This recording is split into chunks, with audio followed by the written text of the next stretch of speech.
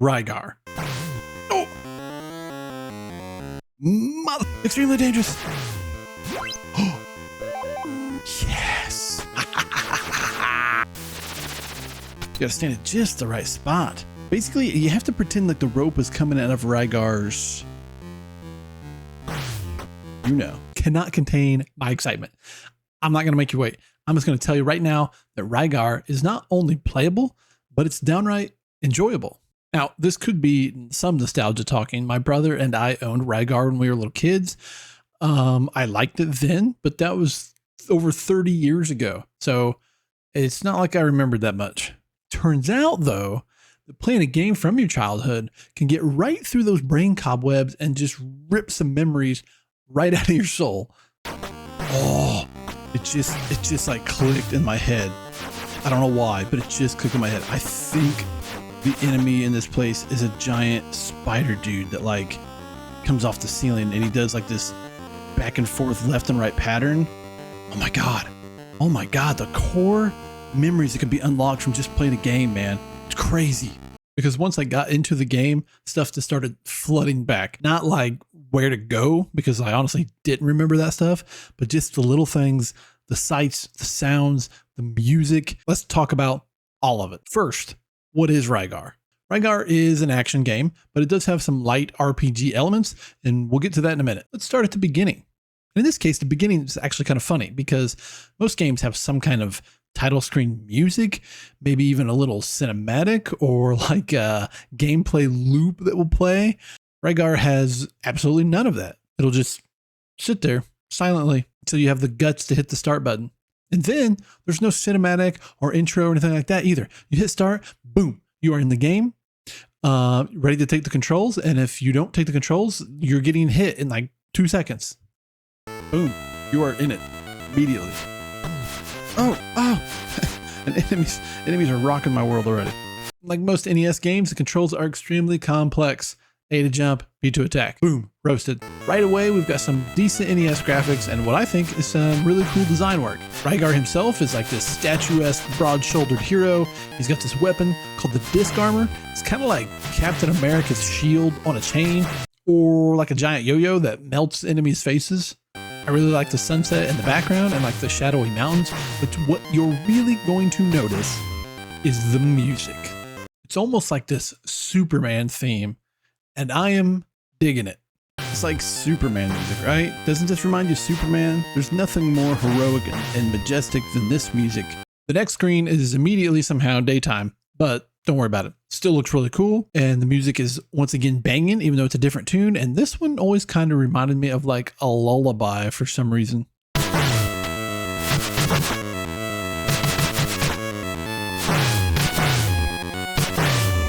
Now, I'll be honest, this is already the meat and potatoes of the game. It's mostly side-scrolling action, jumping over or on enemies, smacking them in the head with your disc armor, listening to some awesome tunes, and trying not to fall in any holes. I don't want to go to the instant death. Quick note on death. The game has no saves, no passwords. You've heard me harp on that before. Kind of sucks. But Rygar, again, actually kind of a short game, and it does have unlimited continue. So no matter how many times you die, you can just start back. You don't lose any real progress. You just get set back to like the beginning of the area maybe. At most bosses, actually, you'll start right back at that boss. So not that bad. It's kind of crazy too that the game is as short as it is, because as a kid, I always thought the world felt so big and that it took so long to beat the game. Now you might be asking, Justin, how could the game feel so huge when it's just a side scroller? Ah, that's the other cool part about Rygar. It's got this overworld hub called the Valley of Garlaws. And when you're there, the game turns into this like top down view instead. Look at this guy's freaking ability to jump, man. Look at the lift, right? He tucks the knees. Although it's kind of weird because when he goes this way, he tucks the knees, but to the side, he hurdles. You're still just jumping, smacking enemies with a disc armor, but it's a different point of view, and this place acts like a hub world that connects you to all the other little sub places in the game. Places like Ralza and Aruga, the floating lands of Lapis. I have no idea if I'm pronouncing any of these correctly. the Den of Sagila, and the Palace of Darago. Now, each place has a distinct look. They've all got banging tunes. They've got different types of enemies. Some of these enemies you only see a couple times in the whole game. In fact, there's one you only see him one time in the entire game, and he's not a boss. Oh, what the? Oh, this is the tank guy. Yeah, I mean, he really is a tank, I guess. I mean, he had wheels. I mean, if you hadn't told me it was a tank, I would have thought it was like a skateboard, but he's called the Demora Bruiser, and he's described literally as a heavily equipped tank that advances along a wall. Sometimes it zooms down. By the way, the enemy descriptions in the manual for this game are just completely out there and awesome. And the whole section is labeled animalized men wriggling eerily. God, classic game manuals are the best. So remember the light RPG elements I talked about earlier? Well, killing enemies grants its own form of experience. You get tone and last, which increases your damage and defense respectively. There are also temporary power-ups and the ability to heal yourself with an in-game currency called Mind, which is collected in the form of stars. I didn't make it up. Oh God. Oh, extremely dangerous. Yes. There are also items to collect that grant permanent upgrades. You got a grappling hook. You've got a pulley that you can ride on these ropes. You have a crossbow that can shoot ropes out for you to cross. You got to stand at just the right spot. Basically, you have to pretend like the rope is coming out of Rygar's. You know. It's important to note that all these items are actually just for traversal and getting around. Your attacks are all still just from the death yo-yo. It's basically Metroid or Zelda, right? You have to go to certain sections first, defeat the boss, get the item, and then that item allows you to then reach or get through the next area so you can fight the next boss. I'll give you a pulley you must use to cross. So why are we doing all of this in this game anyway? In short, the holy place of Argul was built by these 5 Indora gods, and the evil king Ligar invaded with his floating castle. Him and his animalized soldiers came down and they established the kingdom of evil. Evil in capital letters. They established this kingdom in a single day, by the way, according to the manual, and they took away the door to peace. I don't know what that means. So without the door of peace, everybody got sad and depressed, and it was just a terrible place. But then they all got together and they all started praying real hard. Those prayers traveled a long way to the land of Algosu, and they resurrected the dead hero Rygar. That's right. Apparently our dude was dead and came back to life. But unless Rygar has a coat of arms given only to brave warriors, he is not allowed to get the medicine. You know what? They prayed for me to come back to life. Why am I having to prove my bravery now to get the medicine? This is bullcorn. And that's the gist of it, guys. You play as Rygar, the hero. You travel around killing monsters, you kill the bosses, you collect an item from an Indora god, and then you go on to the next area and kill another boss until you get to the end. So I've already talked about the game design, the enemies, the music, the action, all the cool stuff. What about the bad stuff? Well, again, no saves, no passwords. That always sucks. We can get over it. We've got the NES slowdown, which the majority of games suffer from at some point.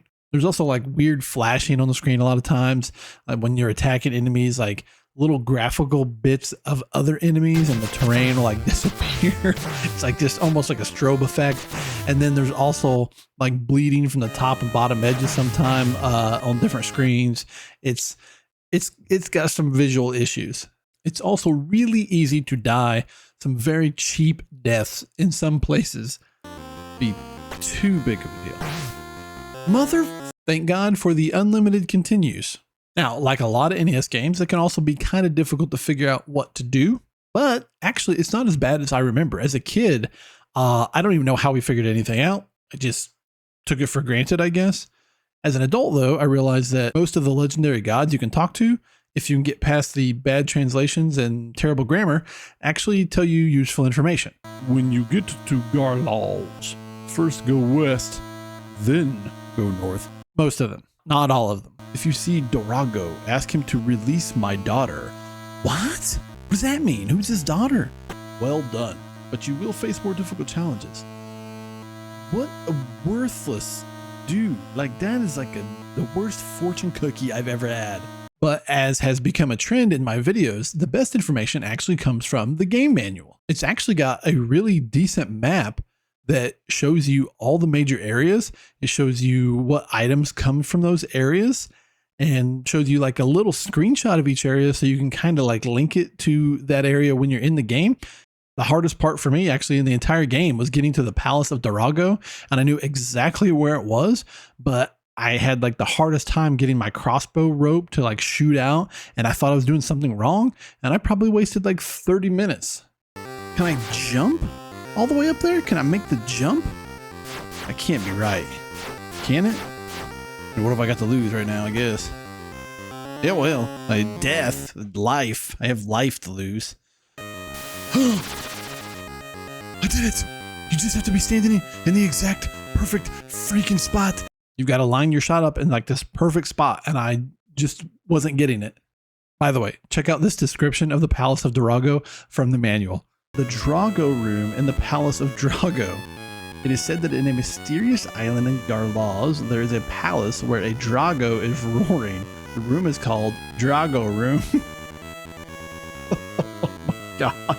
First of all, it's called the Palace of Dorago in places, and then all of a sudden it's called Drago, and there's a Drago roaring in the Drago room. Complete gibberish. So ultimately, we collect all the items from the Indora gods, including the Flute of Pegasus, which then allows us to get to Ligar's floating castle in the sky. That is a very cool graphic, by the way. I vaguely remember that now. We fight our way through that castle, and we get to Ligar.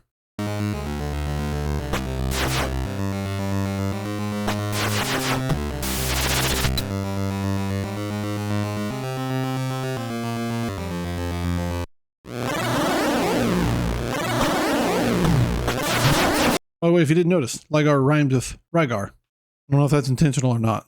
Anyway, we whoop his ass like his mama would. And we open the door to peace.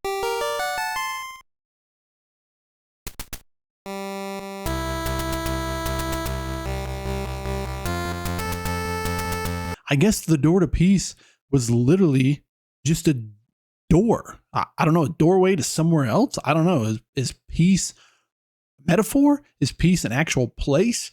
I don't know, but I guess he just literally shut the door, and now we've opened it, and now we've got birds and rainbows and sunshine. It's all good. It's peace. Happy time. Like most NES endings, it's just pretty sucky, but at least there's some little text here. The door of peace was opened, and peace did again come to Arguel. People regained their smiling faces. The warrior who finished his fight returned to Argus. The warrior of Argus, you are really a true hero. End.